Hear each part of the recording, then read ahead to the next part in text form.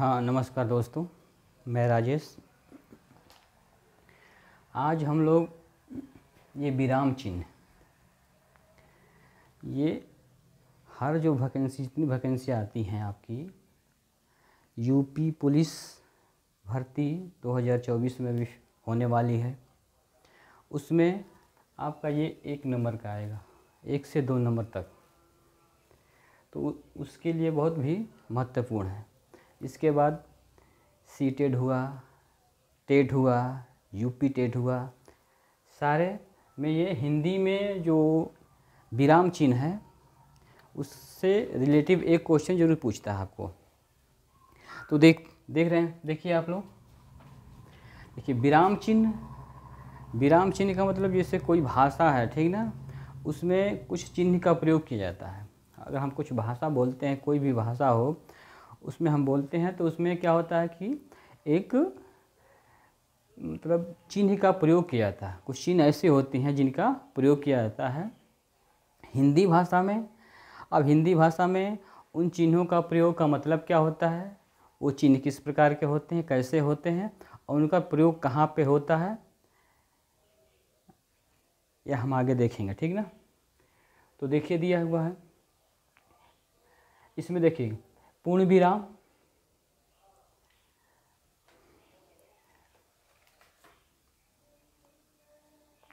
अल्पविराम, अर्धविराम, प्रश्नवाचक चिन्ह, फिर है विस्मयाबोधिक चिन्ह, निर्देशक चिन्ह, योजक चिन्ह, लाघव चिन्ह और उद्धरण चिन्ह। यहीं से आपको क्वेश्चन आएगा, आपके पेपर में यहीं से क्वेश्चन आएगा। तो पूर्ण विराम का मतलब होता है ये कहाँ पे लगता है, कब लगता है और इसका महत्व क्या है। देखिए ये पूर्ण विराम का प्रयोग किसी कथन से पूर्ण होने पर, किसी कथन के, किसी वाक्य का एक मतलब एक कोई वाक्य है, ठीक ना, अगर वो वाक्य पूर्ण हो जाता है तो वहाँ पे क्या होता है, पूर्ण विराम लगता है, ठीक ना। कथन पूर्ण हो जाता है तो वहाँ पे क्या लगता है, पूर्ण विराम लगता है।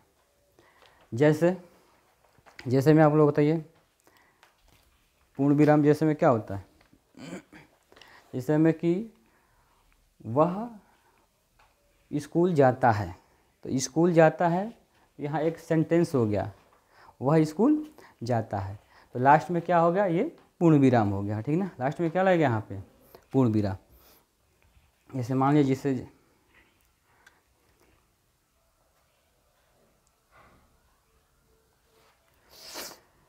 जैसे मान लो हम, जैसे हो गया आपका, जैसे देखिए पूर्ण विराम का प्रयोग किसी कथन के पूर्ण होने पर किया जाता है।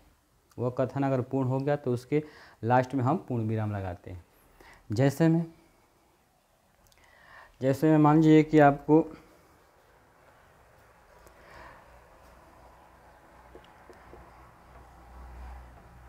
जैसे एक मान लो सेंटेंस उदाहरण, जैसे उदाहरण है एक कि गंगा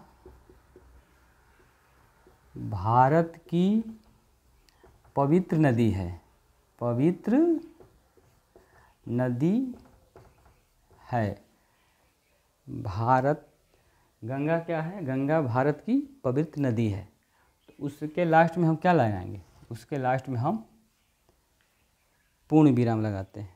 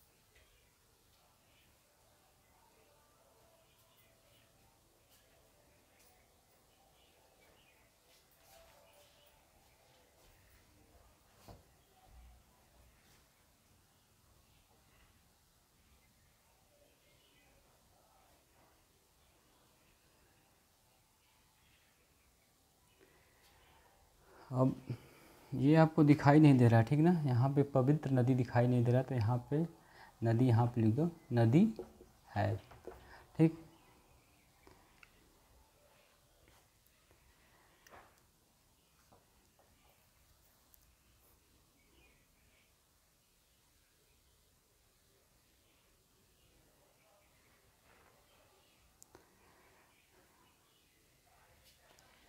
अगला है कि अल्पविराम।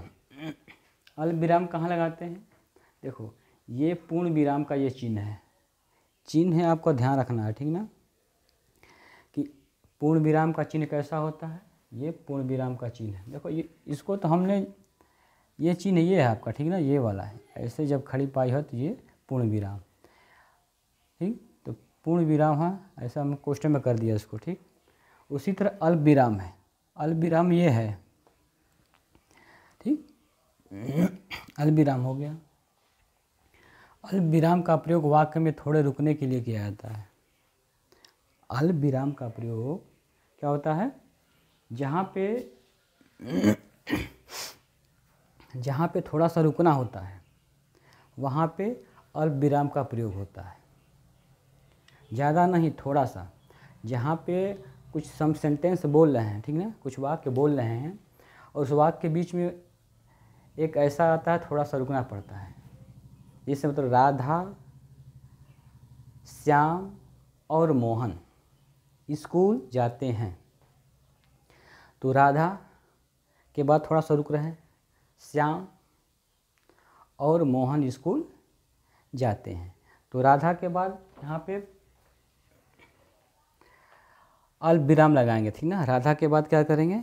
अल्पविराम। वहाँ पे थोड़ा सा रुक रहे हैं तो थोड़ा सा अल्पविराम लगेगा, ठीक। राधा के बाद अल्पविराम। एक सेंटेंस आप ऐसा भी सकते हो, तो जैसे में हो सकता है आपका, यहाँ पे हम यहीं पे लिख दे रहे हैं, ठीक ना, आप समझ जाना। जैसे में राम, श्याम और मोहन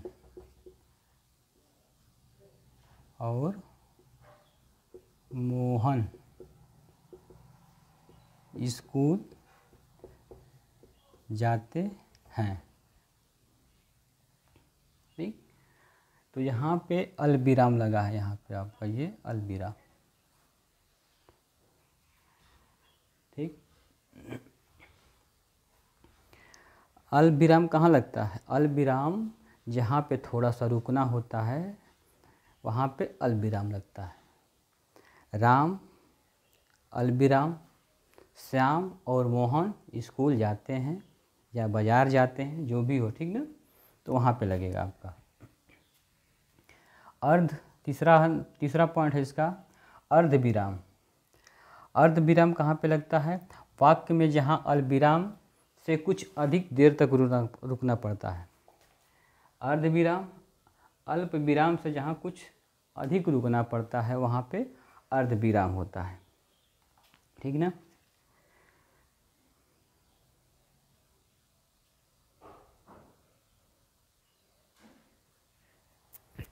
तो यहाँ पे इसका हो जाएगा, देखो जैसे जो चाहो सो करो, जैसे में क्या हो जाएगा?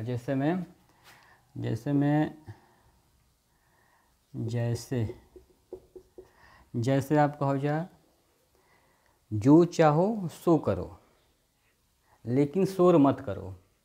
जो चाहो सो करो लेकिन शोर मत करो, तो वहाँ पे क्या लगेगा? देखो जो चाहो वो करो, तो यहाँ पे लगेगा अर्धविराम लगेगा। अर्धविराम में देखो, अल्पविराम में क्या है? देखो ये अल्पविराम है और ये इसके ऊपर बिंदी है, ये अर्धविराम है, तो यहाँ पे अर्धविराम लगेगा। जो चाहो वो करो लेकिन शोर मत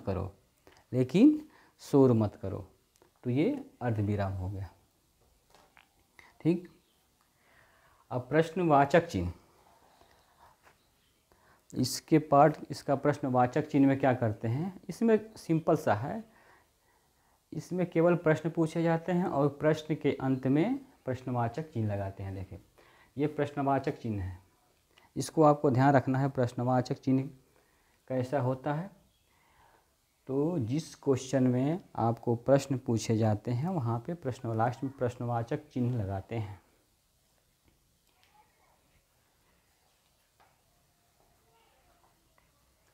जैसे मान लीजिए, जैसे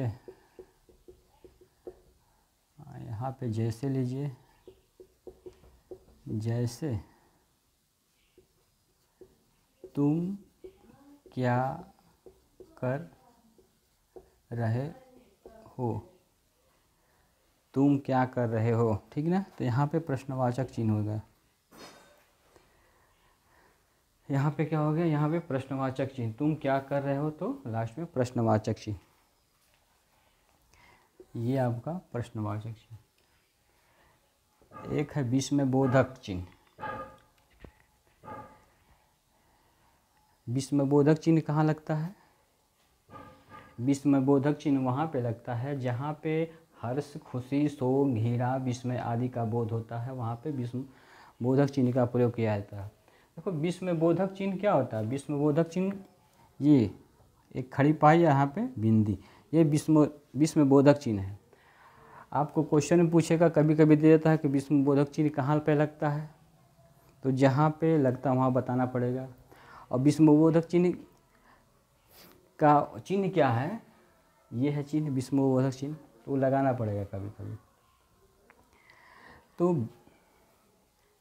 ठीक ना।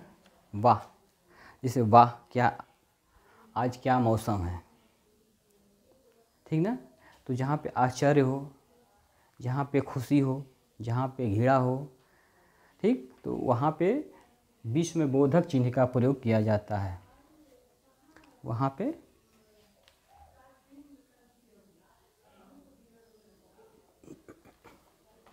विस्मयबोधक चिन्ह का प्रयोग किया जाता है, ठीक, समझ में आया।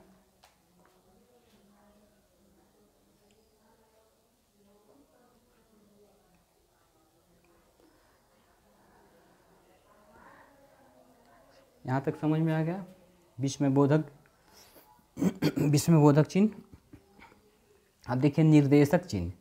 निर्देशक चिन्ह में क्या होता है, निर्देशक चिन्ह का प्रयोग वाक्य में किसी कथन से पहले, संवाद व वार्तालाप में नाम के बाद या किसी उदाहरण देने के लिए किया जाता है। उदाहरण देने के लिए किया जाता है। जैसे मान लो किसी को निर्देश देना है, ठीक, तो जैसे मान जाओ कि है मालिक कह रहा है कि मोहन को बुलाओ, बाजार जाना है। मालिक क्या कह रहा है,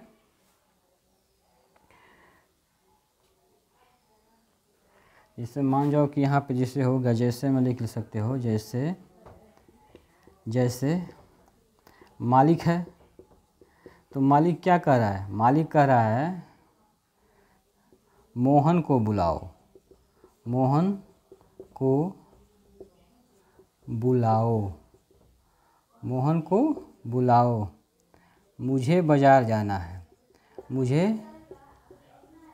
बाजार जाना है, मोहन को बुलाओ, मुझे बाजार जाना है, ठीक। तो यहाँ पे चिन्ह लगाते हैं, ठीक ना। अब एक आगे है, आगे क्या है, योजक चिन्ह। दिखाई दे रहा है आपको, देखिए इतना हो गया ना, इतना तो सभी लोग कर लिए। तो आगे देखिए, आगे इसको हम मिटा दे रहे हैं, ठीक ना। यहाँ से आपको देखिए, आप समझ गए, पूर्ण विराम लास्ट में लगता है। देखो पूर्ण विराम का ये चिन्ह है, अल्प विराम का ये चिन्ह है, अर्ध विराम का चिन्ह देखिए ये है, प्रश्नवाचक का चिन्ह ये है आपका, विस्मयबोधक चिन्ह ये विस्मयबोधक चिन्ह है। विस्मयबोधक चिन्ह क्या होता है, यहाँ पे हर्ष हो, खुशी हो, शोक हो, घृणा हो, इसमें विस्मयबोधक चिन्ह का प्रयोग करते हैं। जैसे वाह, आज क्या मौसम है, तो आश्चर्य हो रहा है तो यहाँ पे विस्मयबोधक चिन्ह होगा। ठीक, तो इसको हम मिटा दे रहे हैं। ठीक ना। अब देखो इसमें आगे दिया हुआ है आपको, आगे क्या दिया हुआ है, योजक चिन्ह दिया हुआ है। क्या दिया हुआ है, योजक चिन्ह। क्वेश्चन ये योजक चिन्ह। देखो योजक चिन्ह क्या होता है, जिससे मतलब जहाँ पे समानार्थिक शब्द हो, विपरीत शब्द हो, भिन्नार्थ शब्द हो, ठीक ना, तो वहाँ पे एक चिन्ह, देखो ये चिन्ह इसका होता है, ये चिन्ह होता है। ठीक ना। देखो निर्देशक का भी चिन्ह वही होता है, लेकिन निर्देशक का, देखो निर्देशक का बड़ा होता है, ये निर्देशक का क्या होता है, ये बड़ा चिन्ह होता है, उसको ध्यान देना। निर्देशक क्या होता है, यही चिन्ह दोनों का होता है, लेकिन निर्देशक का बड़ा होता है और ये योजक का छोटा होता है। ठीक ना। जैसे राम और श्याम, जैसे राम श्याम, यहाँ पे राम श्याम कर देंगे। ठीक। दिन रात में योजक चिन्ह लगता है। ठीक ना। दिन रात में योजक चिन्ह लगता है। तो योजक चिन्ह का मतलब समझ गए कहाँ पे लगता है योजक चिन्ह।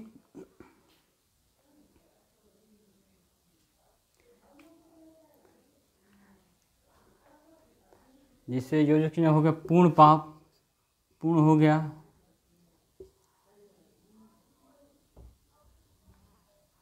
पूर्ण और पाप हो गया। ठीक ना।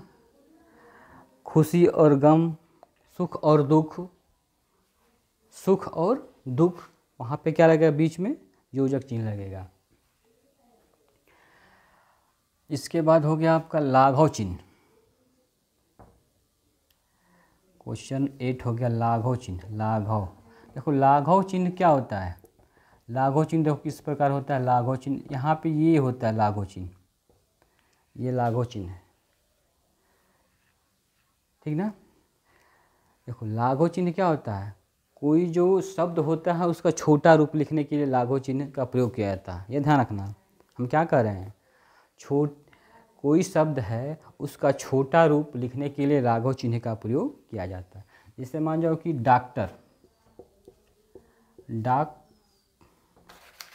जैसे मान जाओ कि डॉक्टर है, डॉक्टर, तो देखो डॉक्टर के लिए क्या करते हैं, डा बना के यहाँ पे ऐसे कर देते हैं, तो डॉक्टर हो गया। प्रोफेसर,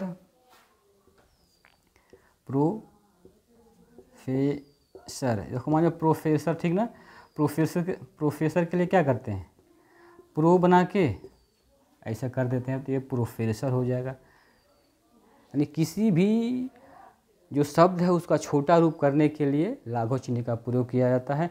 और लाघव चिन्ह क्या है, देखो लाघव चिन्ह ये होता है, कभी कभी पूछ देता है कि इसमें से चिन्ह दे देगा, इसमें लाघव चिन्ह कौन सा है। 4 ऑप्शन दे देगा क्वेश्चन में आपको, और पूछ देगा कि इसमें लाघव चिन्ह कौन सा है। ठीक है। जैसे पूर्ण विराम देगा, विस्मयबोधक चिन्ह देगा, प्रश्नवाचक चिन्ह देगा, और उसमें पूछेगा कि लाघव चिन्ह कौन है, तो उसको बताना है लाघव चिन्ह कौन है। समझ में आया। और एक है उद्धरण चिन्ह। 9 है उद्धरण चिन्ह। ठीक ना, क्या है, उद्धरण चिन्ह। देखो उद्धरण चिन्ह, देखो उद्धरण चिन्ह में क्या होता है, किसी भी, अगर कवि, कोई कवि है, कवि का जो दूसरा नाम हो उसका प्रयोग करते हैं उसके स्थान पर। जैसे रामधारी सिंह, दिनकर, उनका दिनकर भी ना, ठीक है, तो उसको वो उद्धरण चिन्ह, उसको जो उनका जो और नाम हो, ठीक ना, जो उनका उपनाम होता है उसको उद्धरण चिन्ह में रखें। देखो उद्धरण चिन्ह में देखो एक 2 प्रकार के उद्धरण चिन्ह होते हैं। ठीक ना, एक आपका उद्धरण चिन्ह ऐसे होता है और एक डबल होता है। ठीक ना, डबल होता है ये 2, ठीक, सिंगल डबल उद्धरण चिन्ह होता है। इसे किसी कही हुई बात को हम ज्यों का त्यों लिख देते हैं, तो कहाँ लिखते हैं? किसी कही हुई शब्द को हम ज्यों का त्यों लिख दें तो उसमें भी क्या होता है? उद्धरण चिन्ह का प्रयोग किया जाता है, ठीक ना। तो आज के लिए इतना ही। तो पूरी तैयारी से आप लोग इसको आएंगे और कल क्या, हाँ मानिए कल, ठीक ना, हम लोग प्रैक्टिस करेंगे इसका। जितने भी चिन्ह, तो प्रैक्टिस करना बहुत ज़रूरी है। तो किस में उद्धरण चिन्ह का प्रयोग हुआ है, किस में पूर्ण विराम का चिन्ह हुआ है, किस में प्रश्नवाचक चिन्हों का प्रयोग हुआ है, किस में निर्देशक चिन्हों का प्रयोग हुआ है, किस में संयोग चिन्ह का प्रयोग हुआ है। जब आप क्वेश्चन करेंगे इस प्रकार के तो आपको क्लियर हो जाएगा उसमें कि कैसे इसको हल करना है।